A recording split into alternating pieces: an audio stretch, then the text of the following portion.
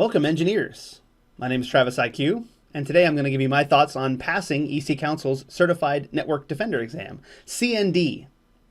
It was an interesting exam. What I'd like to do actually is give some context between this exam and the exam that it is, let's say, seeking to compete with in the military's 8570 spec, which is Security Plus.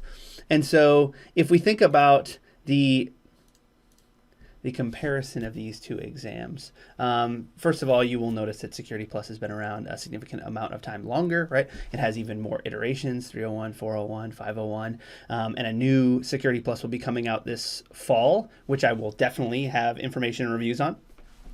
And CND would be the new kid on the block. I know we talked about this in kind of the CND intro portion, but it's relevant in terms of understanding how the exams are structured as well.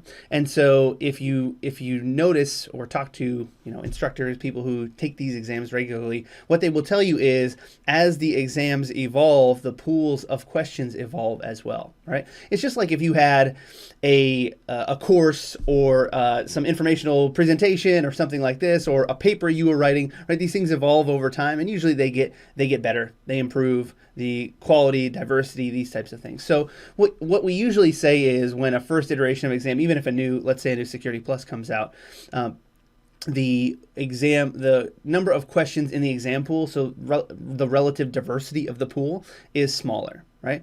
And so that's a generalization about newer exams versus older exams. What I will also say is the structure of these two exams is very different. So if you think about the way even the exam structures, right, as they're presented by the certifying bodies, Comptia and EC Council, you'll notice some distinct differences, and those manifest in the way you would think about the exam as well, taking the exam. So let's take a look. The Certified Network Defender is 100 questions, 4 hours, multiple choice. So there's a couple of things that initially stand out to me here, and they stood out to me when taking the exam as well, right? 100 multiple choice questions likely won't take you 4 hours, no matter how long the exam questions are, unless they were 3 pages apiece, in which case you'd be taking something like a CISSP, and that's probably not the case, right? So the 4-hour time frame is a little misleading in the sense that I wouldn't anticipate individuals with a decent amount of knowledge related to the exam structure or related to the exam objectives to take near anywhere close to 4 hours to complete this exam. You'll also notice, right, that it's a completely multiple choice exam, which is a little bit different from the Security Plus exam, which is a maximum of 90 questions, multiple choice and performance based, and 90 minutes. Right. Now, the passing scores, you'll notice I don't really focus on passing scores on either one of these exams, right? And the reason being, there are a few different things that contribute to passing score calculation, and neither of the certifying bodies, EC Council and Comptia, really talk about how the exams are scored and how exam questions are weighted. And so I think that oftentimes people get caught up in what the passing score is rather than meeting the objectives and getting as many right as possible. And so that's the approach that I take to all of the exams. And now that you might say, Travis, that's a little bit easier for you to say, given that your background is in security and cybersecurity, and that's what you do and train for a living. So retaking these exams probably isn't as stressful for you as maybe it is for someone else. I agree, right? But either way, I think it's a really great way to approach the exam. And however you prepare for that and go into the exam prepared for the highest number of questions, right, is however you prepare for that, right, and try and prepare for the largest breadth of knowledge is learner dependent.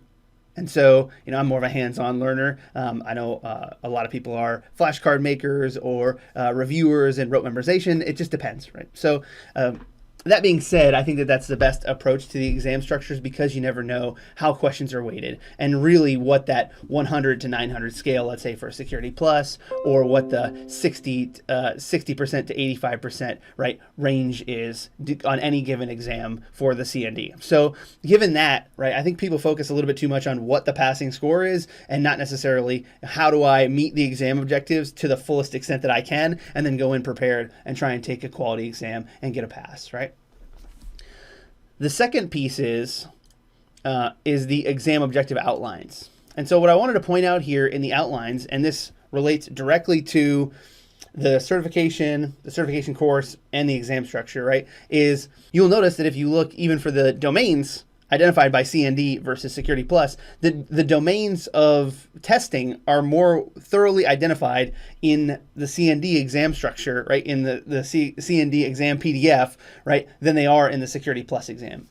And so you can even take a look at them: computer network and defense fundamentals, secure firewall configuration and management, IDS configuration, VPN configuration, these types of things, as opposed to the objectives identified by Security Plus, which are threats and vulnerabilities. That one actually is the same basically from both exams. Then you get to what I would consider to be more amorphous exam objectives: technologies and tools, architecture and design, IAM, identity and access management, risk management, cryptography, and the public key infrastructure. And so if you notice, again, there's only 6 domains here. The domains are less descriptive than they would be in EC Council, and I think these are representative of the way that the courses are kind of structured. And so if we go back and think about the exams, there were some significant differences in the exam structure, and I think there are actually some significant differences in the course structure too. If you were thinking about taking a Comptia course, or looking at the official Comptia curriculum or the official EC Council curriculum, right? There's a very distinct difference, and for those of us who've been in both of those environments, I think it's really clear, right? And the difference is, in my opinion, the quality of the course content. So this is interesting. EC Council has a more thorough outline for their exam. They have, in my opinion, very high quality course content. I think this is what they hang their hat on in their ethical hacker, in their CND courses, right? They hang their hat on quality course content, up to date, thorough, and what they've done is put together a great repository of tools and guidelines relative to network defense. And I think it's a really great course from that perspective. What they gain in course content, right, they lack in an exam structure. And so the newer exam, which means a weaker question pool and no performance-based questions, right, results in what I would consider to be a weaker exam, which would then say, well, Travis, does that mean that it's a less authoritative cert? It may or may not be. It depends on who's looking at the certificate, right? From a military perspective, from a DoD perspective, they're equivalent.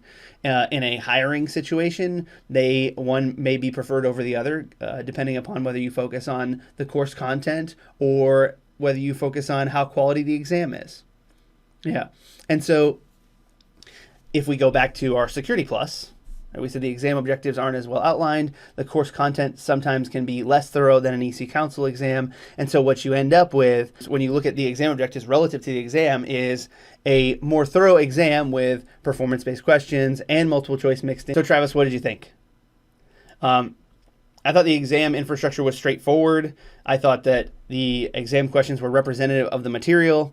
And I thought that the exam questions represented by percentage probably, they were a very accurate representation by percentage of defined topics, right? However, in terms of the exam and the exam structure, right, we did point out that it's probably not going to take you 4 hours. If it does, you're a very long test taker.